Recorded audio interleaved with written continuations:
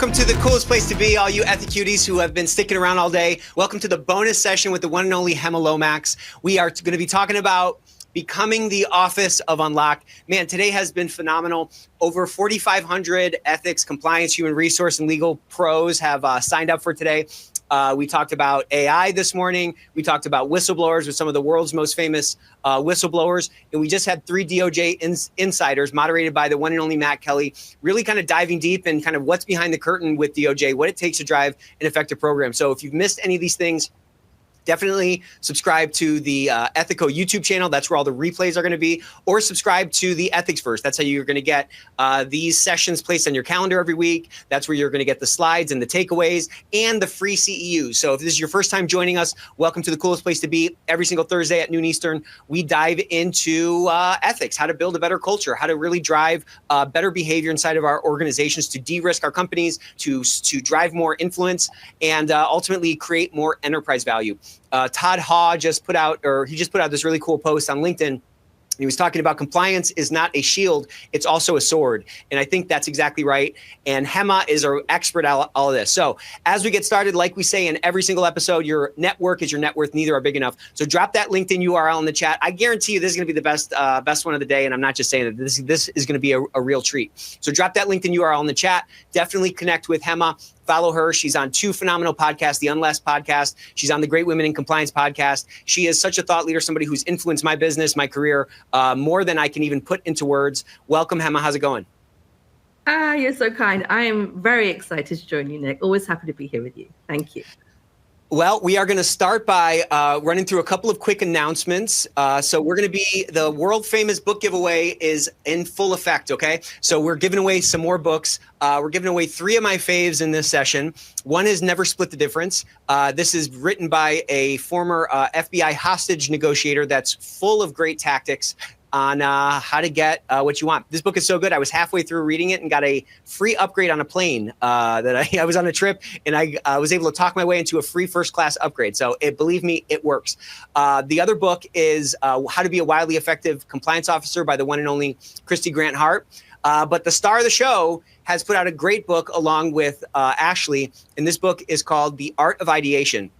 I love this book so much. It's full of phenomenal ideas. If you have not bought this book and you don't feel like participating in the chat, get the heck out of here. Just kidding. Go to Amazon, pick the book up, or participate in the chat, ask some questions, share your perspectives, because a lot of what we're going to be talking about are going to be things that, you know, some of us have struggled with. A lot of the things we're going to be talking about are mindsets that some of us have adopted to really kind of grow and build more influence in our organization. So get yourself a free book, because guess what? We're giving away 10 of them because we love you. We're up to 40,000 emojis, okay? I thought we were going to break some records today. I had no idea we'd get to 40,000. Let's see if we can add another 20 in this session.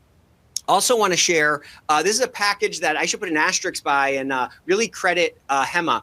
We've put a package together called the Risk Intelligence at Scale package. And this package really helps us to achieve the main 3 things that we as ethics and compliance officers are trying to achieve. One is going to be on engagement. So we need participants in our risk management apparatus. We need to engage the stakeholders up and down the stakeholder stack, whether it's people on the front lines, whether it's middle managers who are getting 6 to 8 times more reports than are coming through our anonymous channels, or it's about influencing and getting the engagement of leaders, whether it's through tone at the top, whether it's endorsement with more resources. We also need to drive more efficiency, right? There's constant pressures on us to drive more efficiency in our processes. Nobody has enough resources. Nobody has enough time. So we have to be efficient. Ultimately, though, as we were talking about for the last hour and a half, we have to build more effective programs. We have to be able to sleep well at night and know that we're making the right bets with our time. So this Risk Intelligence at Scale package right now is available with 25% off because I love you. So hit that demo button, lock yourself into a no pitch zone demo. And whether you're ready to make a move right now or you're ready to make a move in the next 12 months, we'll go ahead and honor that. So I'm going to keep this slide up, but there's a reason that Ethico has become, per G2, these are not my words, okay? Per G2, the world's best ethics and compliance software company in the world. This is full of, these are all votes from actual users across our marketplace. And so go ahead and check that out. Check out some of those badges. And also win yourself a prize pack today, okay? So we got we're of course giving out 10 books. We're giving out like 50 something books today, but we're also going to be giving out these prize packs. So get yourself a hoodie if you're always cold, like someone said in the last one. Get yourself a nice mug, a la me, and get yourself a couple of extra books. You'll be able to pick the books from the Ethico library that will populate your prize pack. All right, here we go. Me and Hemma, we're here to talk about becoming the Office of Unlock. So Hemma, let's just dive right in. You have talked about this framework of compliance professionals inadvertently kind of positioning themselves as the hero while employees kind of become the villain. So talk to us a little bit about this, this hero-villain framework and what this dynamic might look like in practice.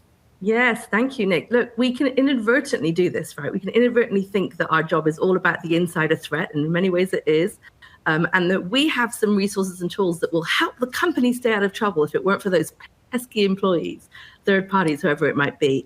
Now, that might make sense to a lot of us in this profession, but if you think about it, what are we doing there? If we position ourselves as the hero, we are inadvertently positioning those people as villains, as the threat. And we know when it comes to human influence, that's not very effective. We do not want our employees, the people we're trying to influence, being seen as the threat. Now, think about it. If I come to you and say, I've got the agency to tell you how to stay out of trouble, you start to think, well, where's your agency? And I think that's what it's really important. It's really important. So look, in every good story, I used to work at Disney, there's a villain, there's a hero, there's a guide. I do think we could be thinking about ourselves more as the guide rather than the hero. And that allows our business, our employees, our partners to position themselves and be the hero in their own journey. I will say, Nick, though, I've had a few thoughts about this that have developed since I first started talking about hero, guides, and villains, the kind of Harry Potter and the Dumbledore. You could also think about, we need to be a bit more strategic than just a wise old sage guide, right? We need to be, I've realized in my experience, we need to be more strategic and bring people together, kind of like what you'd expect a strategic, I'm trying to think of the Ocean's 11, right? In Ocean's 11, yes. What do they do? Right? The main character in Ocean's 11 is not just a sage guide. He is the one that brings together the right teams to the right place to collaborate. And so another framing we can think about, but the most important thing is do not position your customer as the villain. So you said so much in there, and I love that you said customer. I think that when we can be a servant, it really unlocks a lot of the potential out there. And you also talked about kind of breaking this false dichotomy of good guys and bad guys. And, many of us are not going to show up to our annual training or whatever and like be, kind of preaching to the audience and saying, you guys are the bad, you guys are the bad guys, pulling up my sort of my pharisaical robe and saying I'm the good guy. But if we have that mindset and that's actually what we think, it's going to show up in other ways. It's going to sort of creep out and it's going to come out sideways. That's right. That's why I say it's inadvertent. None of us are silly enough to go and say that, but we kind of do in many ways, right? It seeps out everywhere. And if we're saying it even to each other in our siloed kind of compliance functions, the way we show up with our customer will turn out that way. So we've got to start really thinking about where does our customer want to go? And when I say customer, I'm talking about our internal employees as well as our, maybe a B2B customer. First people we serve are the employees as a compliance officer in-house. And so we really need to think about where they want to go and how are we showing up in their journey, not where do we want to go and how are they showing up in ours? So, we have to use, I think, some of this this way that we as human, I say this all the time, but like compliance is a people business. Ethics is a people business. Every business is a people business. And so we have to figure out kind of smart ways to like use the ways that we are all wired to our advantage. And like, there's a reason that every movie has a good guy and a bad guy, because there's this sort of concept of in groups and out groups, right? And like, you can think about sort of, two people that live in the same town or whatever, whose teams hate each other and they're not really friends, okay? They're kind of enemies even. But like if those two people are expats in another country and they wind up in the same bar, they automatically become friends. So sometimes these differences, like, I want to talk a little bit about how we can, at least internally, and then maybe more externally within the organization, how we might be able to better sort of zoom out so that this like otherism doesn't creep in, because like it can creep in within a growth team, right? It can creep in between marketing and sales. It can creep in within, a broader organization. It can creep in, in terms of like compliance and everybody else. How do we help ourselves, our teams, understand that like we're all kind of wearing the same jersey and we can make a villain maybe outside of the company? Yes. Look, the villain could be the complex laws or the difficulty with the controls. It just doesn't have to be inside the house, to your point, right? Like it's very difficult. And speaking of the house, what we talk about leaning in on shared values, but we really need to think about, as you've said, shared goals first, right? Like we should all be going in the same direction. And as support functions, service functions, compliance, HR, we're there to serve the business needs. Right. Okay. And if that means that we're not swimming in a different direction, we're not trying to drag them screaming and kicking somewhere else with our agenda, but we actually have to be doing what I like to call objective-centered risk management, right? Focus on the goals of the company and don't be naive about that. It's okay if the goal of the company is to grow, right? The values piece comes in with responsible growth, and those two are not at odds. They should not be at odds. So you need to find ways to swim in the same direction as your business, and then be a useful guide, a useful, a collaborator when it comes to helping them get where they want to go swiftly, safely, and strategically. Now you start talking, and I know you talk about this a lot, talk in their language, not yours. Right. Don't talk about orange jumpsuits, don't talk about DOJ, don't talk about laws and rules and FCPA. Those things will just go over the head of the average employee. What they want to hear is that you are interested in the things they're interested in, which is responsible business growth, swiftly, safely, strategically. And doesn't that sound compelling? Doesn't that sound nice? Oh, you want to help me get there where I want to go faster, strategically, and also safely? I think that's kind of compelling. So that would be my approach, is like, make sure that you've got the common goals in mind. And if you're confused as to the goals, ask, right? Get in the rooms where goals are being set. Don't chase after them later. Find out what the goals are and talk in the language where you're actually unlocking those goals. So we'll talk about the offers of unlock, I'm sure, but that's really where it comes from. Are you unlocking their desires, their needs, their objectives, versus, again, just our own? So I love what you said. I think you called it objectives-based risk. What do you call it? Yes, objective-based risk. Right. Yeah, and so it's kind of OCRM. You even have an acronym for it. Look at that. But it's kind of about tying in our efforts to what like the body cares about. And I talk a lot about compliance, and ethics has the opportunity to kind of be the circulatory system of the organization. But like, circulatory systems adapt depending on like what that body is trying to do. If you're a marathon runner, that circulatory system is going to adapt. The heart is going to get stronger. The efficiency of like, I'm not a freaking scientist or whatever, but like the efficiency of like, delivering oxygen to the extremities improves as the body is, trying to like achieve that goal of being able to run long distances or something. And I think what's really powerful about what you just said, this objective-based risk management, is that we always need to figure out a way to connect to the objectives of the business. To your point, like if you don't know them, you can't assume what they are, and you can't put. And if we're truly going to be servants to the organization, we can't put ourselves above the organization. We have to be kind of a function of the organization. So there are conversations happening, there are meetings happening that you might not be a part of, where I guarantee that those objectives are talked about all the time, because they have to be reported to the board, or they have to be reported to, Wall Street or whatever. When we can start to understand what those objectives are, it becomes a lot easier, I think, to start to craft our efforts and make sure that the efforts we are kind of expending are in line with those things. And that helps us to not be swimming upstream, which I think a lot of us feel like that, Yeah, and look, being objective-centered is one piece of the puzzle, and then we talked about how you show up as objective-centered. What I'm not saying is that your business wants to cross this road, and you're telling them, we know, but you can't cross it without us, right? That's the thing that I want to think about. I use that analogy. I think of my kids. I've got 2 kids. I know you've got a few young ones, 2 little girls, and I know that I could be quite a crappy mum sometimes, because when I'm tired, I'm like, don't cross the road because you'll die. That's just what I say. Like, nothing helpful, just you'll die, doom and gloom.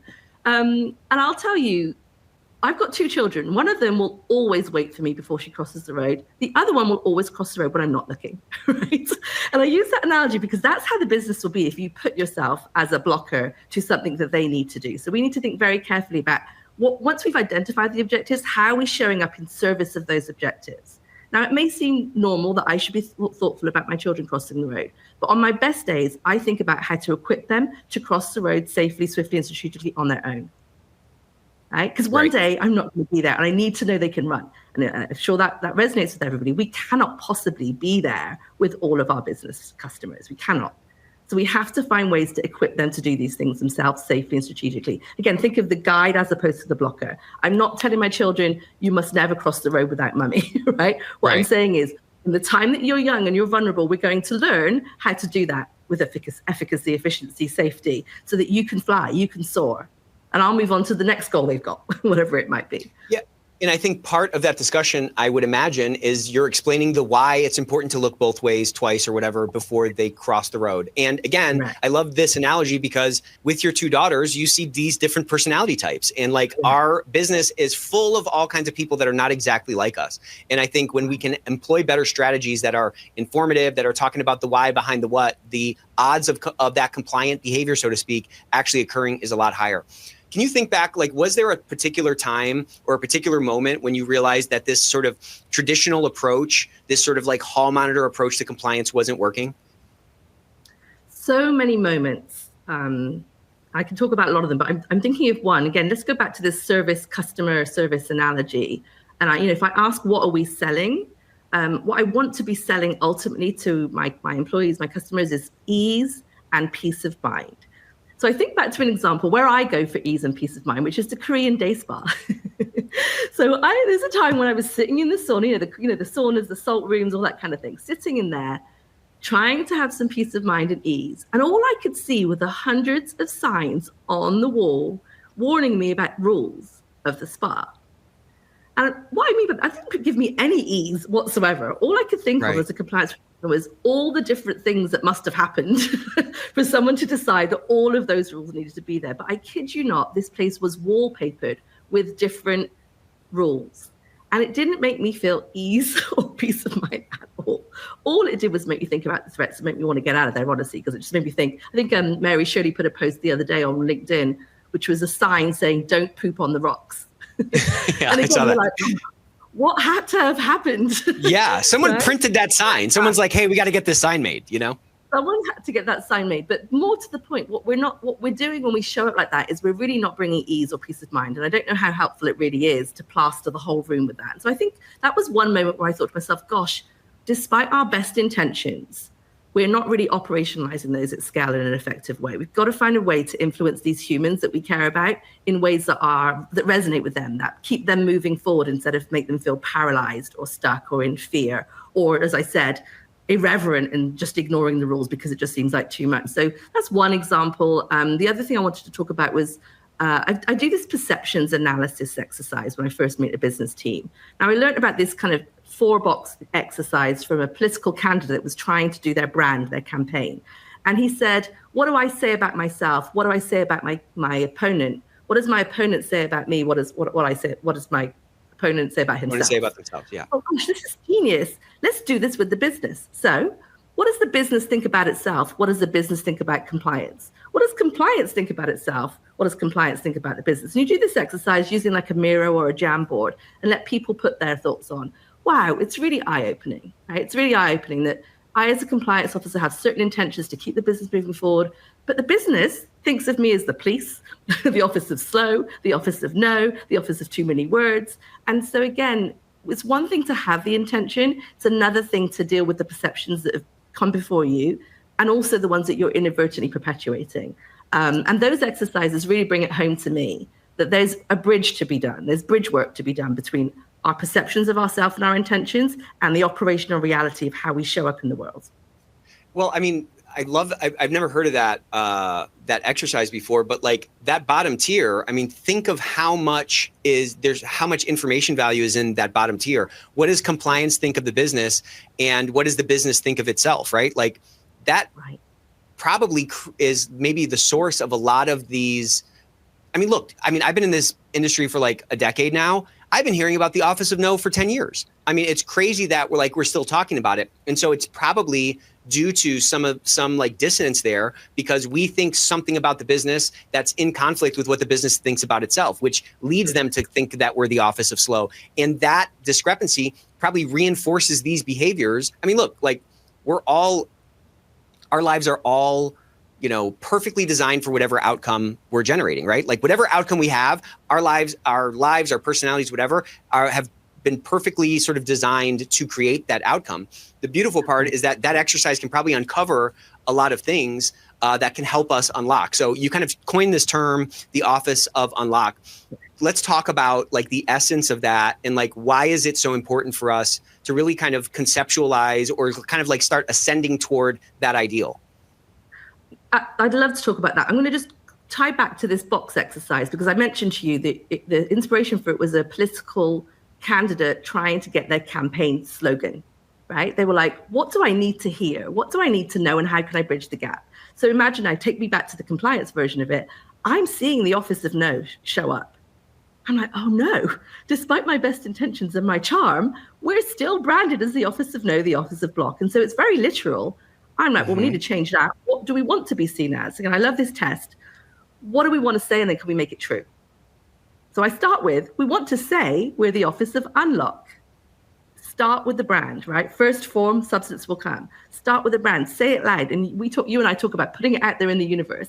Put out in the universe to your team members, to yourself, and to your customer that you are the Office of Unlock. It's intriguing, if nothing else, right? I mean, it takes a certain dose of humility to do the exercise. We know trust is important. It's a trust building exercise, number one, because it lets people who would usually do a hashtag eye roll do it together, right? Okay, we're going to eye roll about the business and you're going to eye roll about us. But at the end of it, you've actually identified something. You've made the psychologically You've deconstructed it a little bit. Yeah. Deconstructed it. We all have a bit of a chuckle about ourselves and what people think. And then we say, okay, how can we bridge the gap? And literally, I looked for my campaign slogan, which was the Office of Unlock.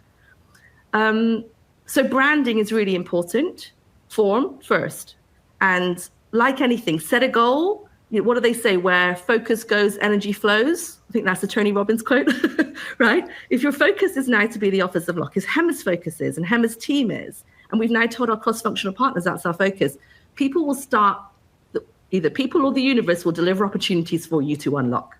So I want to give you a concrete example of what happened when I rebranded a team. One of the companies I work with is the Office of Unlock. I had a team of 56 people. Guess what, guys? We're now called the Office of Unlock. Bold? They were like, huh?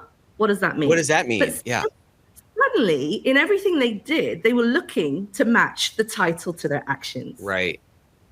So things they would always do, they now thought, oh yeah, that does unlock it. Well, hold on, I feel like I'm blocking it. What can I do to unlock it? And I'll give you a concrete example. We were approached by a customer in a Latin American company in the financial institution who wanted to buy our product. But they wanted a specific certification before they would buy it. It should be very common to lots of your listeners. It's like, despite our best intentions, we don't meet the local regulatory requirements. So the question comes to us, do we have the certification? And the truthful answer was no, right? We do not have it today. But the team, having branded themselves as the Office of Lock, didn't stop there.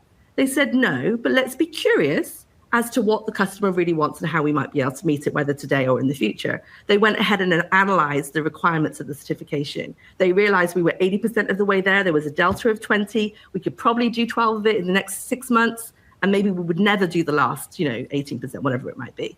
And then went with that story to the customer. And the customer was like, pretty good. That's fine for my risk tolerance. Let's go ahead. Right. We didn't just open up that deal, multi-year, multi-billion deal. We opened up that industry. We opened up that region. We opened up that market. You can believe that the Latin American sales team were very happy, number one. And when they wanted to do something else exciting, but maybe a bit scary, they brought us in the room on day one because they trusted us to be the Office of Unlock. My team identified themselves as the Office of Unlock, and they therefore acted as an Office of Unlock would. The same way a political candidate, in the best scenario, will say they want to do something and then they will make it true. That's what we did. We named ourselves and then we made it true. I don't take any credit for that apart from just branding, right? The team did that themselves when they had this identity. Now, the alternative is, I love my job, but gosh, everyone thinks we're the Office of No. And all you do is think about the eye roll. Yeah, why? right. You're all, no, the business is always going to think of it. Doesn't matter what I do. We're always going to be the Office of No. And you start acting like the Office of No. You keep saying it. Just keep saying it, keep saying it. So how you name yourself, how you brand yourself, how you identify yourself will determine where your energy flows. Man, oh man, there's so much in what you just said. There's this book that I love. It's called Psycho-Cybernetics. It's probably one of my top 10 books. We should maybe give it away. Have you heard of it or read it before? I've heard of it. I've not read it. Oh, I love it. So the concept of the book is that like we're all born with this natural goal seek mechanism that is our mind. Our mind is not ourselves. Like we exist outside of our mind. We exist, my body's not me. My mind, just the same way my mind is not me. But just like my body is a tool for me to do things, my mind is also that tool. And a goal seek mechanism is really like a heat seeking missile. And so there's all these sort of correction, if a heat-seeking missile or like a heat-seeking torpedo is shot, in the water, there's a mechanism in it that's constantly kind of correcting it as it kind of approaches its target. And many times we as human beings and we as compliance and ethics folks, we're not really using the power of the goal seek mechanism that we have, and we're not activating that goal seek mechanism within our team to the extent that we can. And it's wild how, whatever we say, we grow into. Like, there's a reason that people, I have this belief that the reason that like a lottery winner, many people who win the lottery, you've heard all these tales, like the reason that a lottery winner ends up becoming broke again is because they can't even imagine having that much money. And so it's almost like our goal seek mechanisms end up kind of self-correcting to whatever that image is. And words have a lot of power to like change an image. Words have a lot of power to paint a picture. And so when you can scratch off the, office of no, which is kind of rattling around in everyone's head, and that is causing everyone's goal seek mechanisms on a subconscious level to continually solve for that image to something else, everyone's goal seek mechanisms start to solve for this other thing. I love what you said. It's very scary to say that and say, okay, we're going to do this. It takes a certain level of boldness. It takes a vision. It takes an ability to kind of put yourself out there, because like, look, it's kind of easier to stay the office of no. It's easier because that's sort of a known quantity. What does the land, this is the wilderness that we've just been wandering in as the office of no. It's scarier to cross the Jordan into the promised land. What exists over there? What is the office of unlock actually look like? What risks does that actually present to us? But like, until we're willing to even entertain crossing into that promised land, we're just going to stay kind of walking in circles in this wilderness. So I just love this concept, because it's like you just put it out there and you kind of solve for it. You change your self-image and you just naturally grow into that new self-image. And that happens on an individual basis, and it can happen on a team basis, Like, say I'm stuck, I want to be an author, and I start saying, oh, I wish I could write a book. I wish I could write a book. Or I just say, I'm a writer. I start to fill those shoes, right? I'm like, right. I am a writer. Don't have to have published to be a writer. I'm a writer, and I start to do it. So it works for a lot of things. It does take a bit of vulnerability. You've got to be unabashedly afraid of trying. You've got to know that you don't know what it looks like. When I named that function, the Office of Unlock, I didn't know that opportunity was going to come. I didn't know what it was going to look like, but I decided we had to go to the edge of possibility and fly towards that, like leap and fly towards that. Totally. What do they say? If you say you can or you say you can't, you're right either way. Absolutely. Right? So we decided to not only say we can, but just live it, like literally live our values. Our values were customer service. That turned into unlocking deals. That turned into helping people get where they already want to go swiftly and safely. Start get these slogans, right? You start to say it and repeat it. And we're in the business, by the way, of having people live values and branding 100%. values. So why not model it ourselves? Like, these things are tricky, but if we're, what do we say the first time we had an episode? We're at the limits of our imagination, right? Right. And one vehicle to help you get to those limits and the edge of possibility is to name it. This is who I want to be. And then spend all of your energy making it true. You'll fail sometimes. Sometimes people will still think you're the Office of No, but you'll be looking for the lessons. And I always say radical curiosity, compassion, right, empathy are really good tools in this, because instead of the eye roll, you're now asking, and I think a lot of people said in this chat, how can I solve for this? I mean, somebody said, I think it was Wendy, we're problem solvers. Somebody else followed with, well, we help people find the way. You're solution finders, right? Name yourself and you will start to become the thing you name. And someone said manifestation and visualization, Julio, it's not airy fairy. That's so true, right? We are manifesting being the Office of Unlock. We're getting a reputation for being the Office of Unlock. And it's not rocket science. What we're doing is we're borrowing from our marketing friends. I mean, think of all the well-known brands. Safety, which car do you think of? Fun, which drink do you think of? Right? Think about it. They've got a brand, and that's what we need as a brand. Now, I've talked about form and substance. I hope they're two emerging, right? Obviously, just saying it is not enough. But not saying it, or if there's any cynics in the audience saying, yeah, right, that's not going to work. Have you tried it? Have you tried it? Behind. Yeah, you might not want it to work. That's different. And I always say to my kids, it's like, don't tell me you can't. Tell me you don't want to. I respect it a lot more, right? Because can't. Well, it's at least honest. Yeah, exactly. I mean, how do you know that you can't do something that you haven't even tried?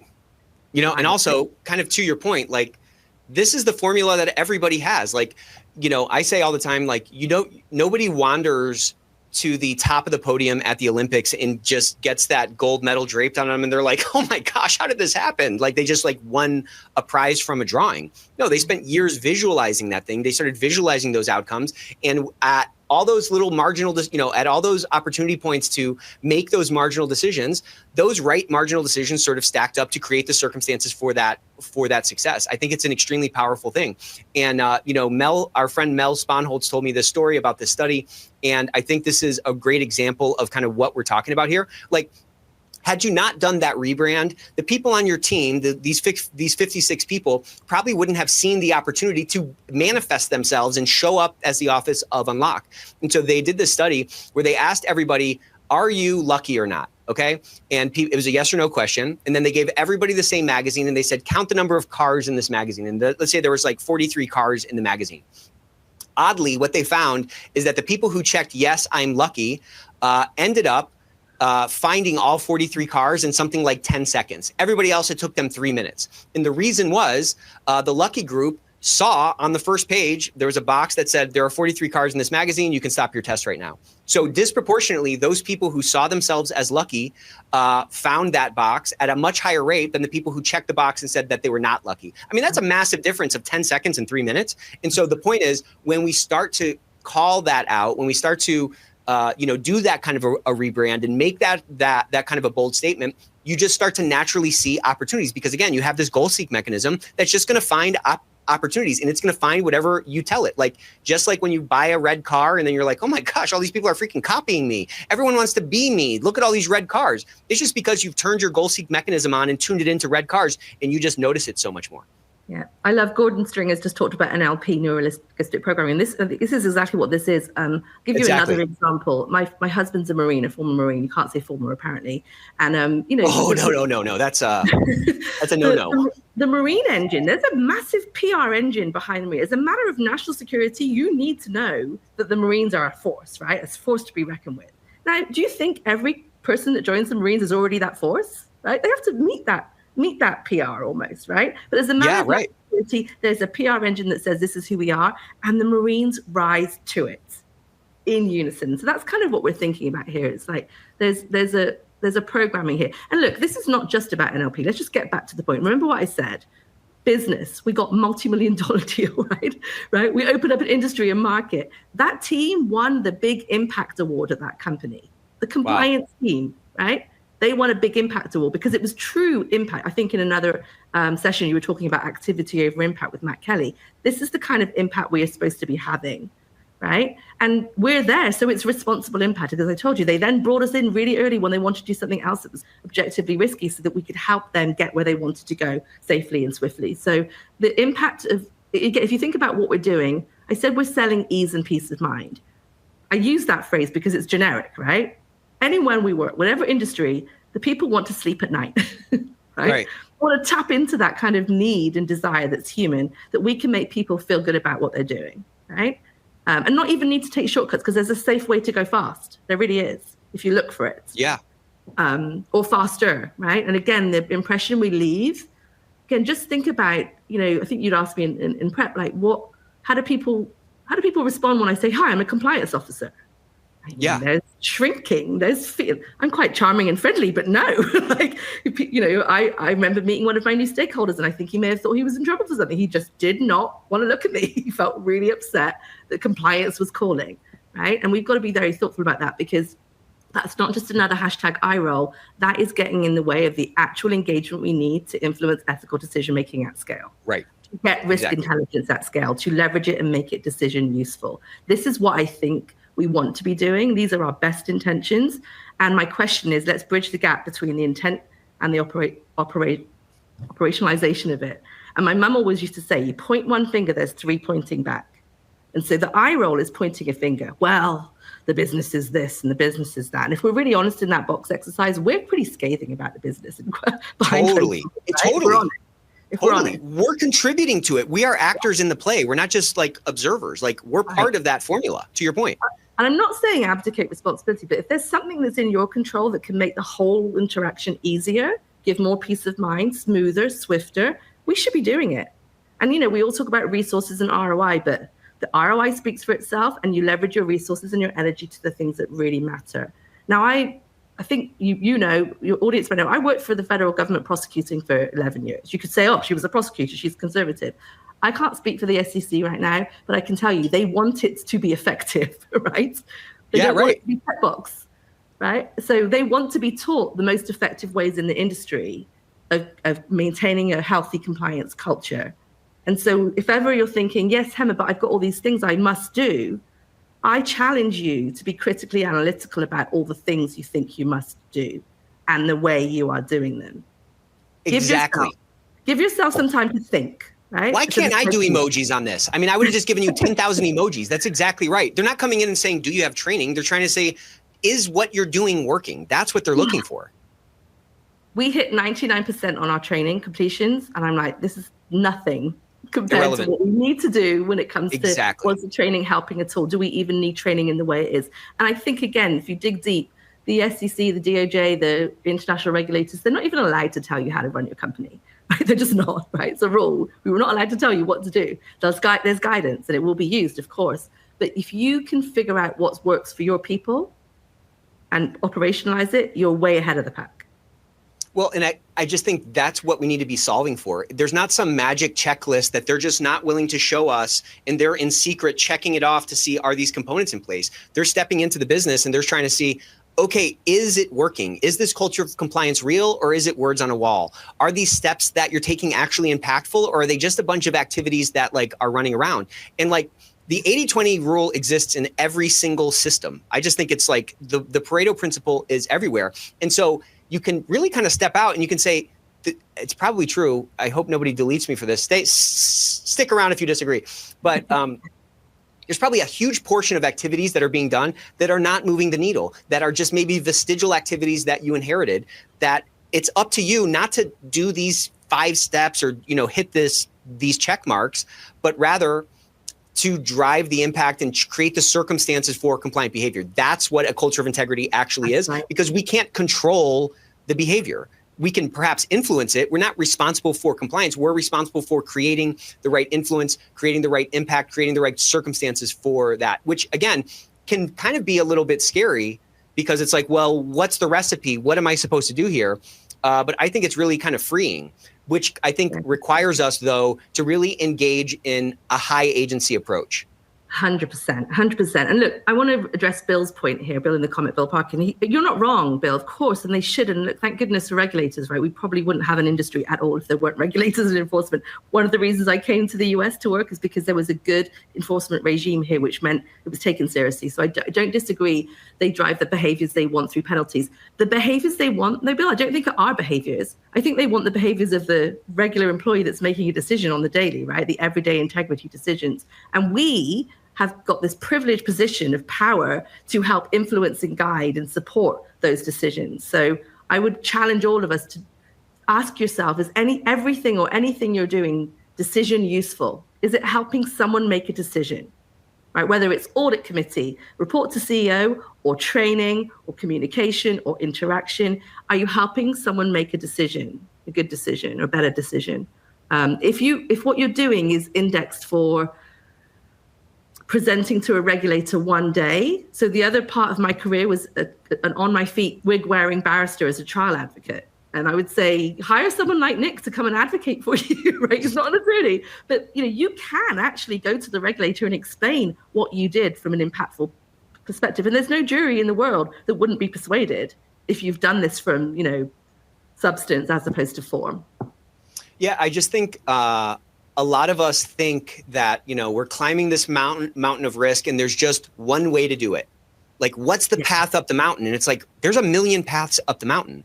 It's going to be on us in the context of our business, the resources that we have, the risks of that business, the financial state of that business, to make better bets with our time and with those resources to ascend that mountain. There's no one way. There just isn't, because there's no one way to grow a business. There's there's one way to make a beef Wellington, apparently, according to Gordon Ramsay. But there's 1,000 ways to make dinner. There's 1,000 ways to build a culture of integrity, but it takes that kind of application of agency. And I think when we can feel the confidence to kind of solve for ourselves, not solve for some regulator who's not even around right now and trying to like, read their mind, solve it for yourself. Like, if something's working, if the wheels are spinning, that's something that like you can falsify. If we start to bring that approach, we, again, back to your point about like finding opportunities, we start to find a lot more opportunities to experiment and do things a little bit differently.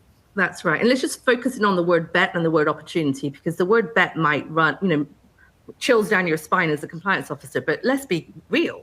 Every bit of business is a bet, right? Every opportunity carries risk.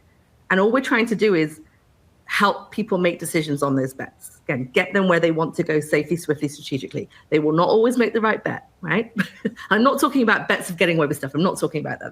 That's different. I'm talking about every business opportunity is a bet. It means it's an opportunity that's got risk on it. It's the same, two sides of the same coin. So we need to stop talking in terms of just risk and remember that we're here to unlock opportunities. We're here to unlock responsible growth.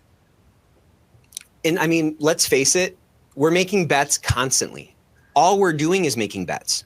You know what I'm saying? Like, we're making bets with our time. We're making bets that the initiative that we're pushing is going to drive some kind of result. It's just the nature of life. Like, you're just making all of these bets. You made a bet on your career. You made a bet on your spouse, or all those kinds of things.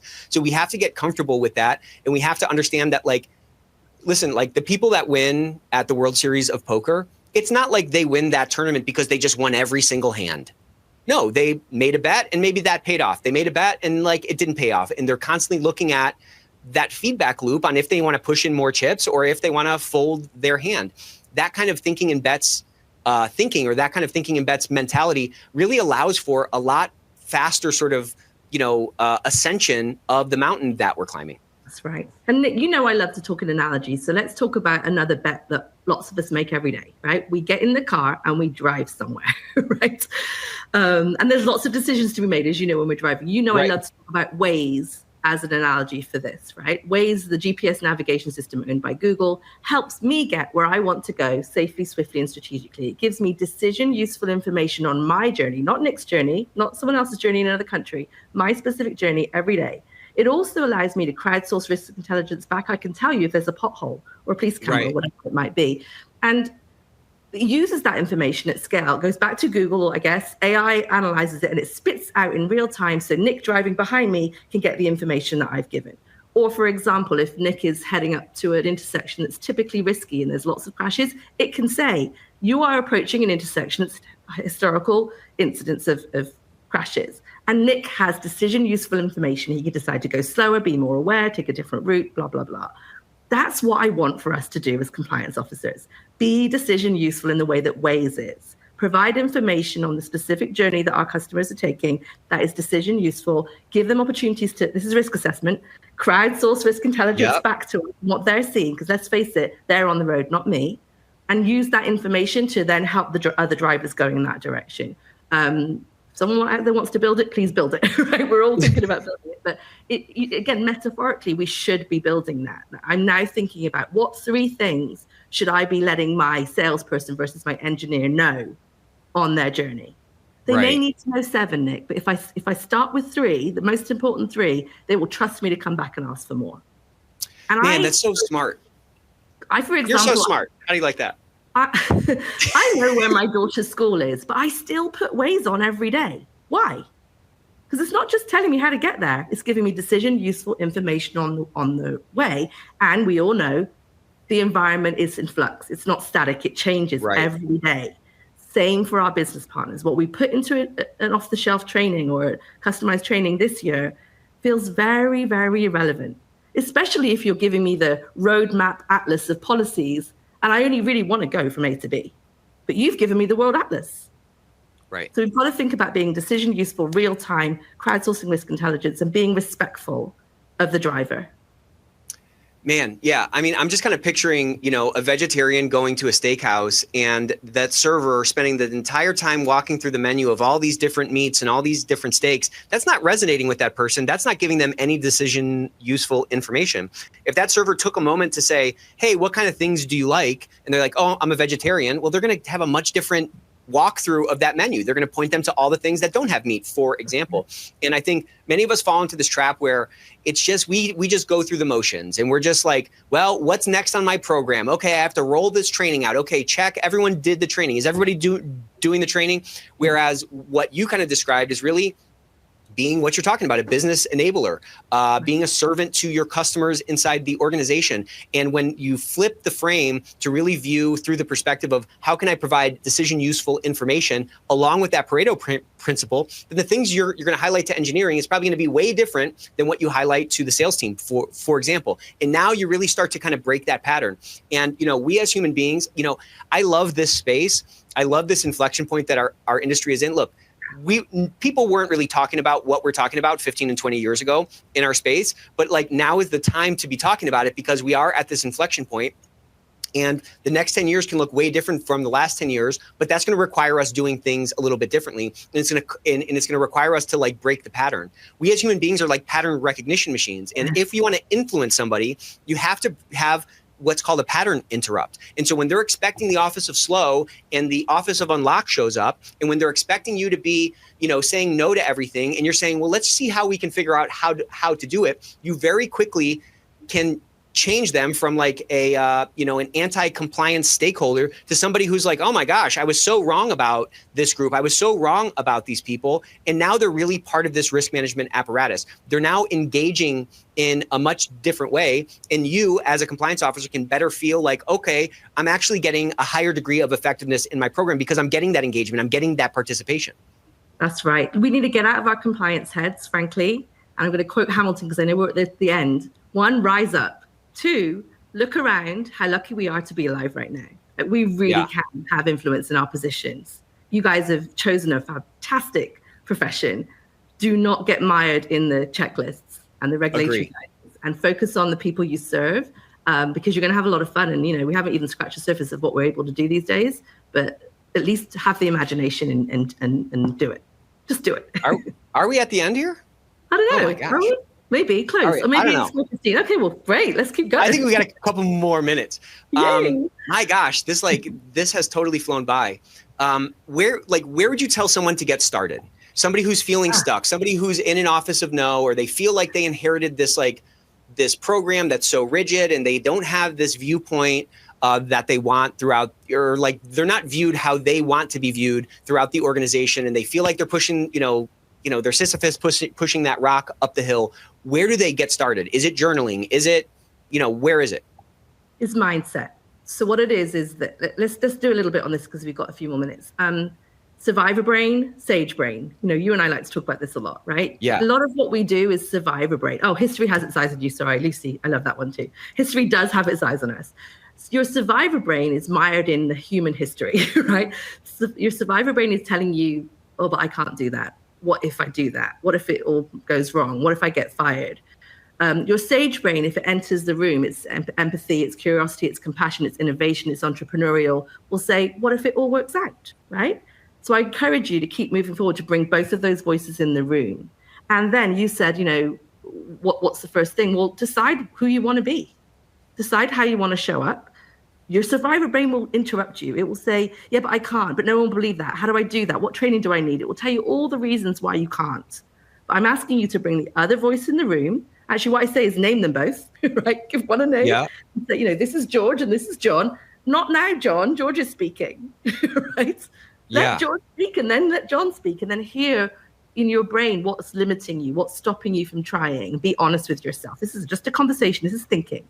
And then brand yourself with who you want to be. I'm a runner. I'm a writer. I'm the Office of Unlock. Whatever it is, brand yourself. And then, just like red cars, if I told you wanted to buy a red car, or if I told you I wanted to buy a red car and you wanted to help me, you would start seeing them all over the place. I promise you, if you focus on where you want to go, you will start seeing the opportunities all over the place. This is good practice because you're helping others get where they want to go. And you need to see the opportunities for them all over the place. So do it for yourself first, inner work, so that you can then do the outer work.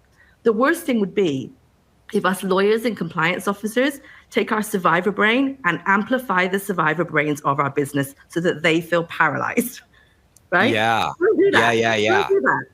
You might have your own survivor brain on overdrive, But you can't then infect others with that. So override your survivor brain by, I like to think of a bike moving in 2 side saddles. Keep the side saddles of even weight. Don't ignore your survivor brain, but bring the sage brain in, drive forward and listen to both so that you can then unlock for yourself the opportunities. Many of you in the audience are very mission purpose driven. This is Lion King. Remember who you are. Or Moana, you know who you are. Go back to who you are and why you came into this profession, and don't get burnt out by all the noise. And just think to yourself, one person at a time, are you being helpful? Are you of service? And soon enough, your reputation will grow.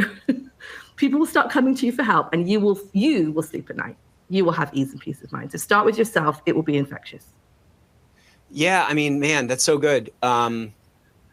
You're not going to turn into a runner overnight. You're going to turn into a runner from running, and you're going to run by taking one step at a time. And it's easy to get kind of overwhelmed with this thing of, you know, I don't know, it's just like one step at a time. And I think the way you broke that down was really good. You're just saying, hey, in this next interaction, how do I show up as this person that I'm trying to be? That allows for a lot more opportunities for us to like utilize each of these little opportunities, each of these little touch points in the business that is a people business that we're all a part of, to really help to shift that. As we're kind of wrapping up here, how do you kind of stay energized? Because, you know, there's ups and downs. I mean, for me, at least, there's a lot of ups and downs in my life. There's a lot of wins and then there's losses. And, you know, my George and my John, they're always kind of talking. And, you know, sometimes the George is talking a little bit louder, and there's a certain sort of comfort in, you know, me, you know, there's a certain comfort in being like a victim. Okay. There, I said it, right? Like, oh, this happened to me and I didn't, you know, I didn't cause that. Right. Like, how do you help, like, how do you stay kind of energized through this process? And how do you kind of keep picking yourself back up in the times where things slip, or where, you know, you really put your all into something and it kind of fell flat? Like, you know what I'm asking? Yeah, no, I get it. It's a good question. Be in tune with yourself. I mean, again, know when it's George, know when it's John. I'm just picking these names out of the hat. Pick your own names. And listen to them, have a bit of a sense of humor and ability to forgive yourself, right? As in, let's just say they are not you, they are just 2 voices. So I would stay with that. What do they also say? Emotions are important, but they're also just information, more decision, useful information. Yeah. Anxiety and exhilaration show up physically in almost exactly the same way in the body, right? Which is wild. It's wild. It's a choice on how you perceive that stimulus. Yeah. So feel it, feel the anxiety or the exhilaration, whatever it's showing up, and name it in the way you want it to be. And it's okay to take the information, but, you know, again, decision useful. Your emotions and the anxiety or the exhilaration, the choice you make about it is helping you make a decision as to what to do next. And then I would say, this is going to sound trite, but make space, right? Like, it's exhausting sometimes. Like, make space to think, make space to recover, make space to breathe. And if your values are at the forefront, you know, for me, it would be radically compassionate, curious, and have empathy. Does it feel right? You know, the things you want to actually teach your employees, apply to yourself, right? So that you can sleep at night, and then you can model that behavior for others. And that takes a lot of empathy, because you're going to see people on their worst days in some cases, right? Lots of anxiety. I mean, I'll give you a simple example. Someone calls me with an opportunity. They're worried about what they should do next. And I say, wow, that opportunity sounds exciting. Just that sentence could change the same feeling from anxiety to exhilaration. And I'm genuine about it. I'm not trying to, you know, trick anyone. I'm like, actually, that's quite exciting. Yes, I can see how it could be anxiety producing, but let's see what we can do to go step by step. And again, you're all problem solvers. So do it for yourself first. And then you can tell I'm having a ton of fun. So, I can tell, yeah. Yeah, it's a lot of fun when you can make these connections with people, because people feel seen, heard, and valued. And I'll share with you, it feels like I'm going to pat myself on the back, but I was told something day before yesterday, which I want to share because it was really important to me. I was at an offsite. I was in a corporate retreat or something last week. And there was a room of probably about 20, 30 people. And somebody at the end of it, we met, and she said, I looked around the room, Hemma, and you were the only person in the room that wasn't in her head and was fully engaged and open to what everyone was saying. I mean, I didn't expect that. That wasn't even on my wish list of things to do this year. But I think, to encourage your listeners and you, it's a reward for not being in my head, is that I showed up to a complete stranger in a room of 30, 40 people as fully present and interested and open to receive.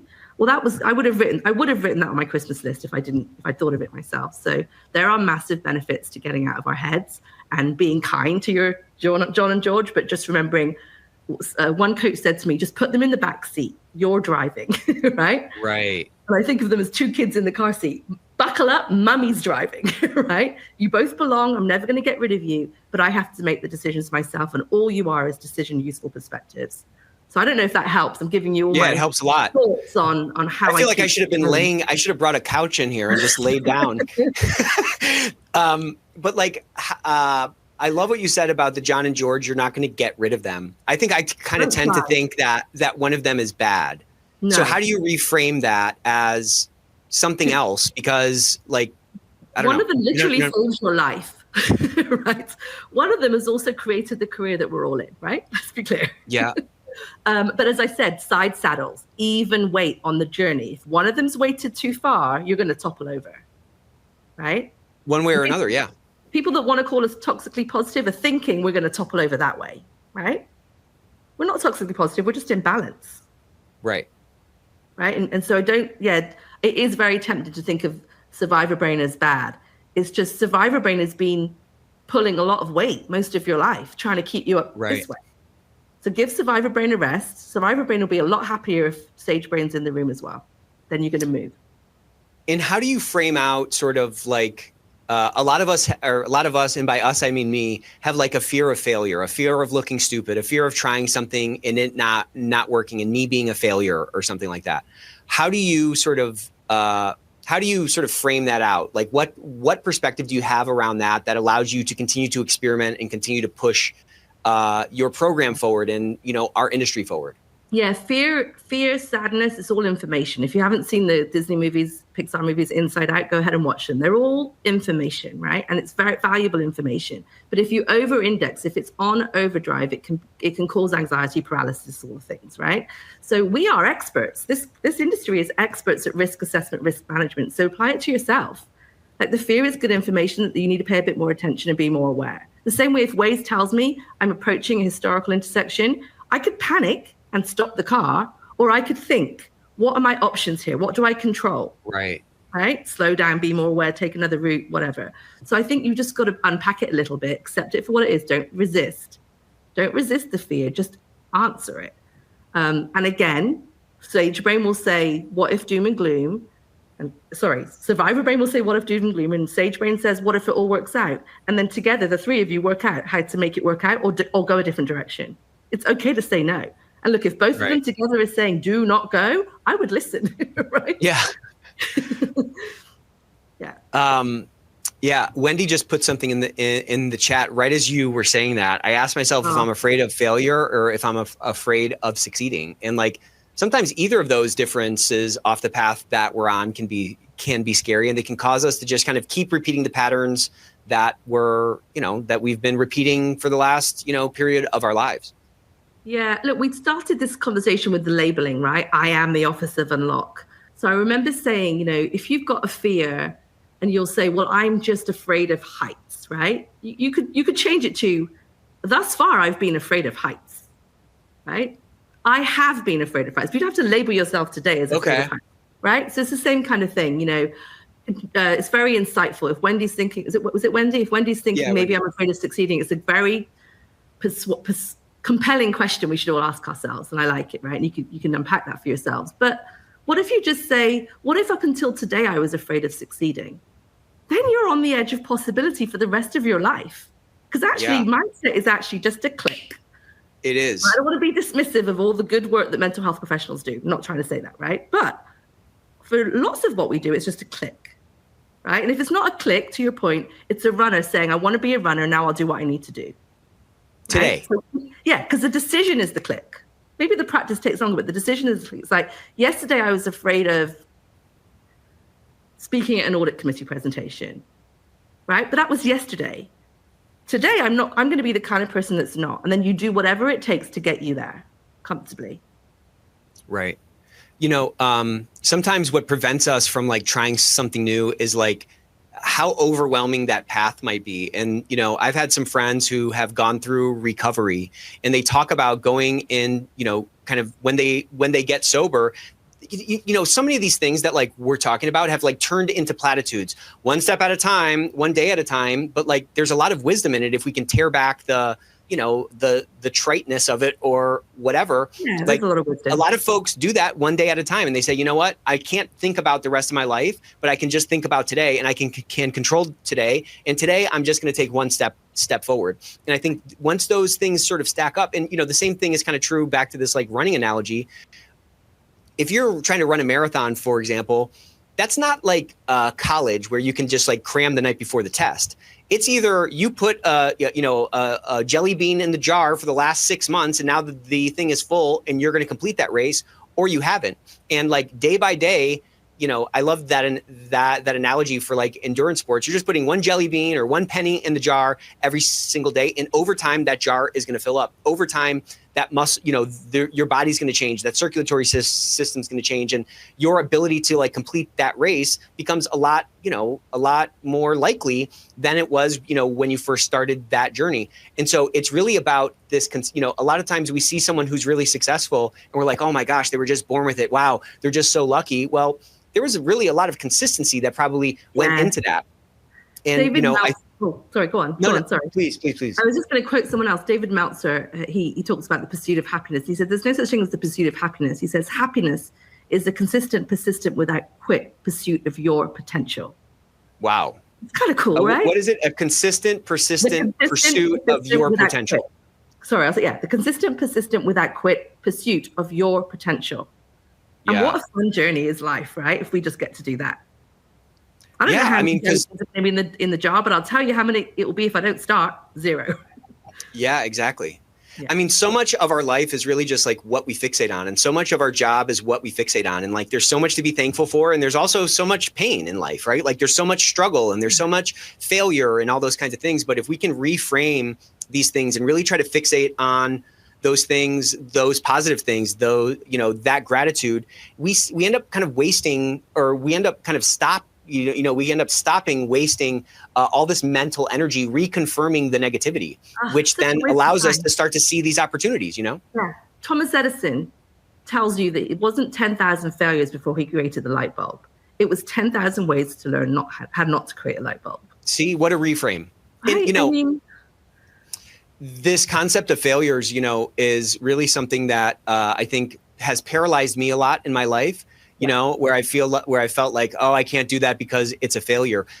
There's the word itself kind of implies a certain permanence that really doesn't exist. I mean, if we're running an infinite game, if you're not ever going to be a success or a failure. It's a pursuit, to your point of what David Metzger said.